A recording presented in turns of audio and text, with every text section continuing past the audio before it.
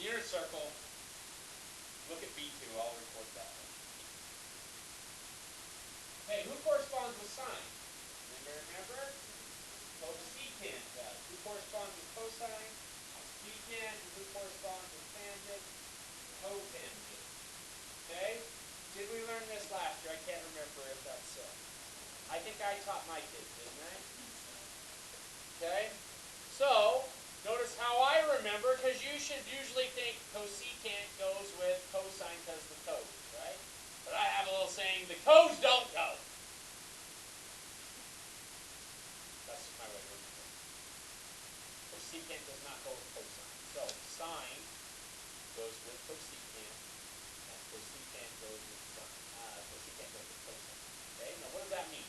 Well, okay, if you also remember, some old hippie caught a hippie tripping on apples, of course.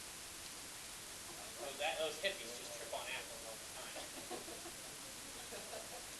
Or Sohatoa.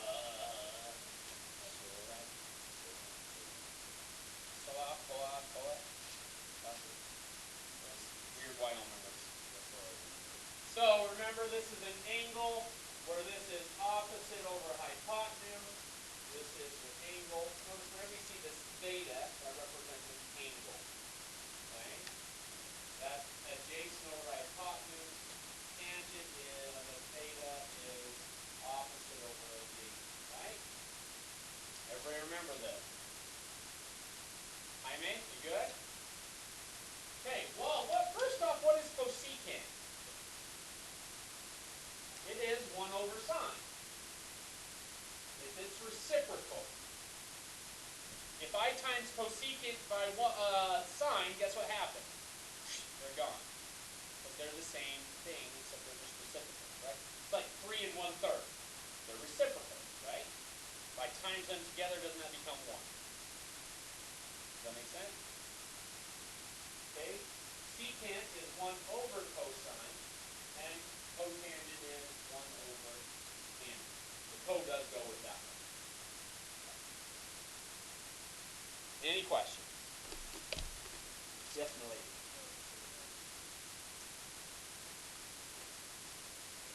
It's still going to be the same thing, but it's just another trig function. It's what they call the reciprocal function, because once again, when I times those together, they are.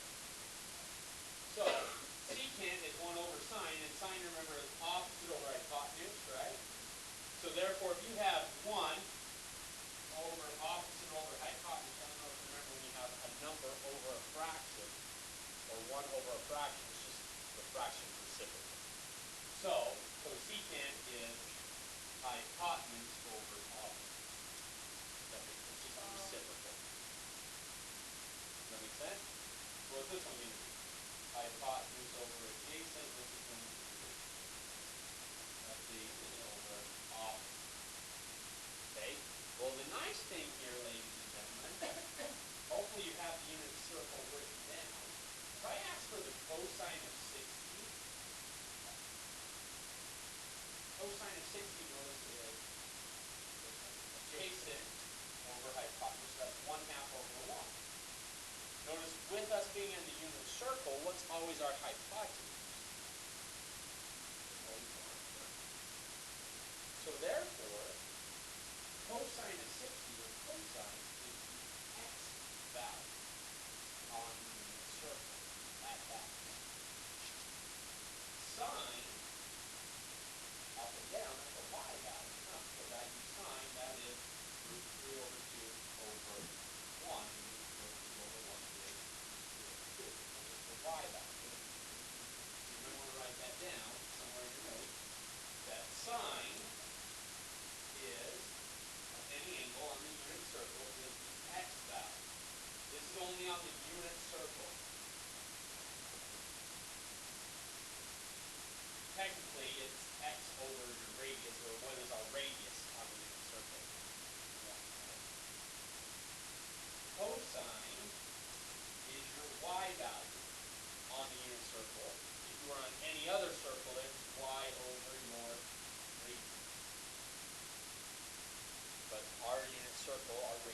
1, so it's just the y value. But what do I do then? So like if I had a radius of 2, you still take the x value at that point. Like for example, if I said cosine of 45. So I would still go, okay, 45, here's the coordinate. Root 2 over 2, root 2 over 2, cosine of 45, right? Well, let's assume that the radius now was 3 instead of 1. So you would go, okay, the y value is root 2 over 2, but our radius is now 3. So then I have to do that value. Does that make sense, Mika? But in our case, because our radius is 1, it's just the y value. Okay? That's what I'm thinking about. Okay. Everybody good with that?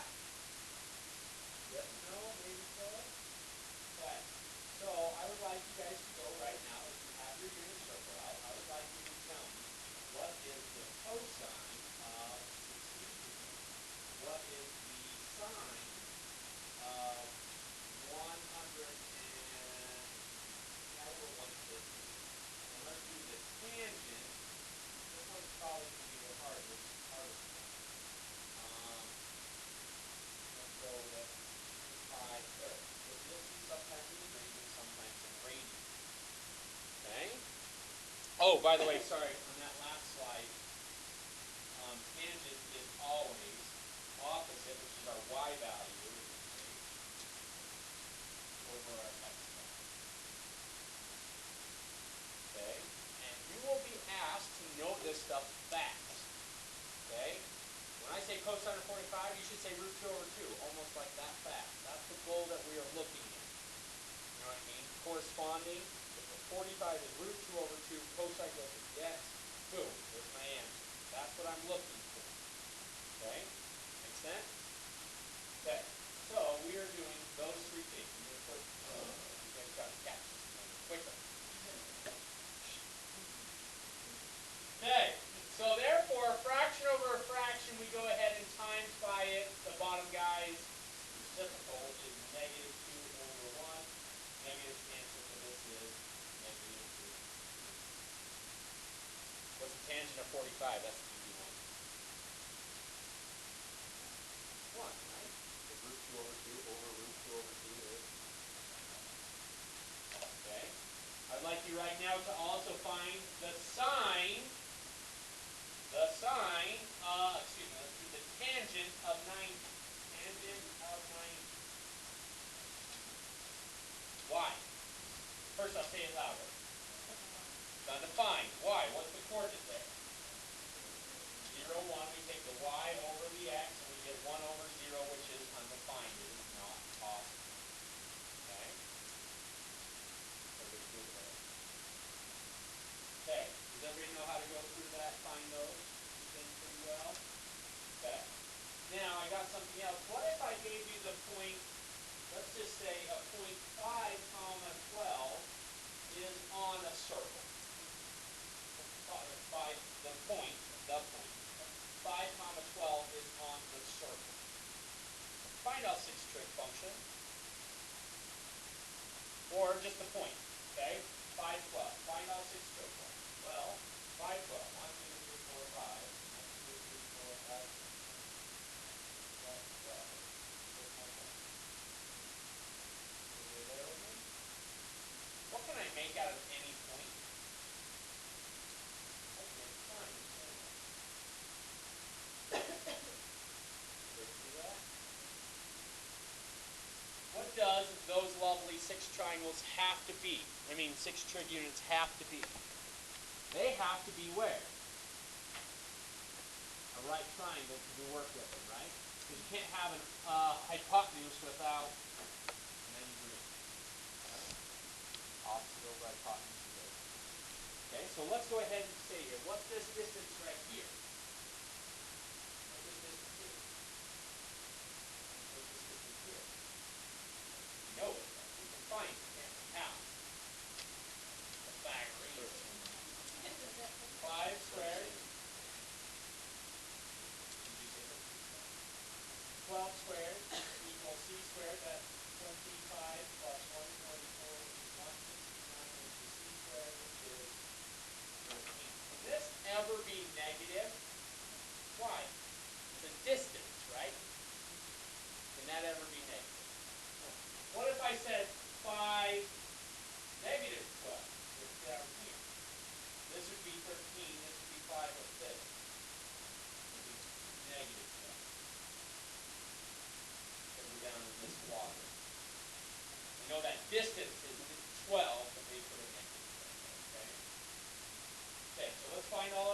trig functions.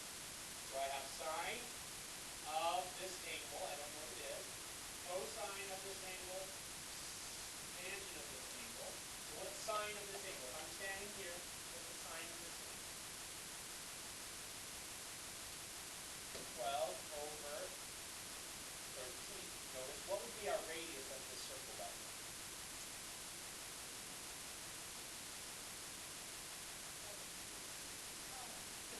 You have to go with it. 13, wouldn't it? And this is, I know I'm not an artist, but you get the idea.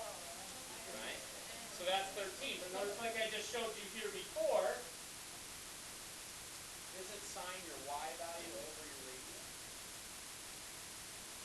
So your y value over your radius. Okay? Does that make sense? So therefore, this is 12 over 13. This is 5 over 13. And this is 12 over 5. Notice I've only done 3, and I asked you for what? All 6. So what is cosecant? 13 over 12. Secant. 13 over 5. And I'm writing things to show you. Cotangent is 5 over 5. Any questions there? Okay. Really quickly, they have one more thing that they talk about. They talk about sine, negative x, cosine, negative x, and tangent, negative x. Okay, so that's saying negative of the angle. So I'm going to go back to our unit circle. Okay, give me any angle you want. I don't care. Say 30. Or give me another one. I don't care. It doesn't matter. 30 it is first. We'll do 30. Okay. So notice, right here is 30. I want you guys to tell me did I say sine or what was on top on the notes? Sine? Okay. So sine is the x or the y value? The y value. How I remember is I'll go alphabetical. C goes with x, S goes with y, comes alphabetical. That's how I'll remember. Or C goes before S. Okay. Is your y value positive or negative? Positive. It's a half though, right? Where's negative 30? Somebody tell me what's the same thing as negative 30. What angle? 330. Okay? So negative 30 here. Look at its y value. Positive or negative? Okay. So it's the same thing, right? It's the same thing, but it's just one's positive and one's negative. Okay? Give me another angle. Give me bigger, like something like 2. That's not too bad. Like one of the angles in here. 300 it is. Sorry, I have a reason. 300's here. Okay, where's negative 300? Here. Well, the sine of 300 would come out to be negative, right? What's the sine of negative 300? Okay, so coming back over here, maybe you guys see the rule, the theorem. So the theorem says if I have sine of negative x, it's the same thing as sine of x, but it's just the opposite value of it, right? Like if I took the sine of 30, I got a half, right? If I said the sine of negative 30, what did I get? I have a half still, but therefore it was opposite, it's negative. And that's the reasoning, because its opposite's always going to be on different sides of the xy axis. The x-axis. Like, coming back here a minute. Okay, notice, if I did 160, this here, right? Negative 160. See how they're on the same side, they're just on opposite sides of the x-axis, so that's why their y values will always be opposites of each other. If I did 270, negative 270, opposite sides, that's why their y values will always be opposite, right? Okay? Now, my other theorem was cosine of negative x, right? Give me an angle. 120. Right here, what's the x value? Negative a half, right? Negative 120. Where's he at? Negative 120, isn't it?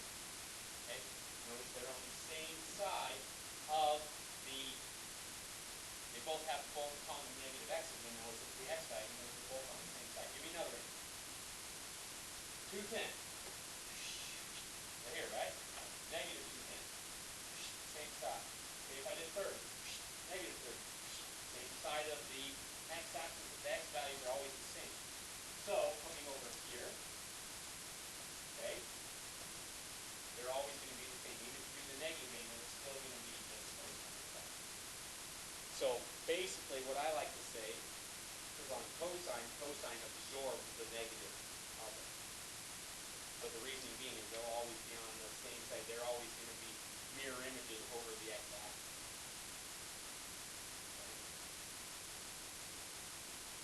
And tangent we know that is y over x. You guys know that tangent, and because it's y over x, what was our y value, by the way?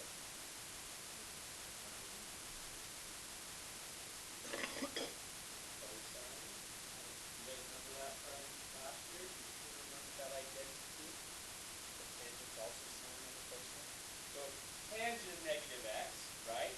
Well, that's the same thing as sine of negative x over cosine of negative x, right? What happened when we had sine of negative x? It became negative sine x, right? What did cosine happen to? It came out just to be the same, so that was cosine of x, right? What's sine over cosine? Tangent, right? So this is the same thing as negative tangent of x.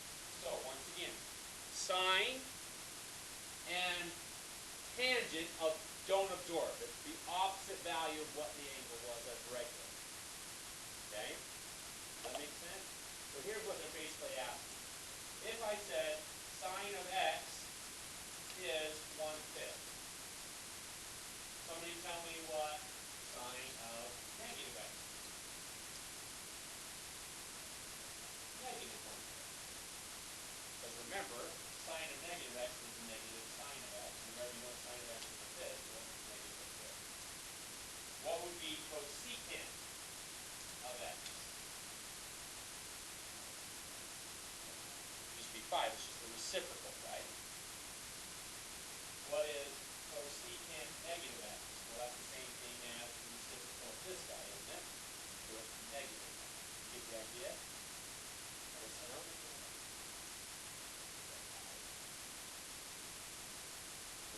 Okay, there's 100. Okay, that's it. You're going to write up your own one. You like those? Is that what you're telling me? Yeah. Oh, I did write it down? Thought I wrote it down.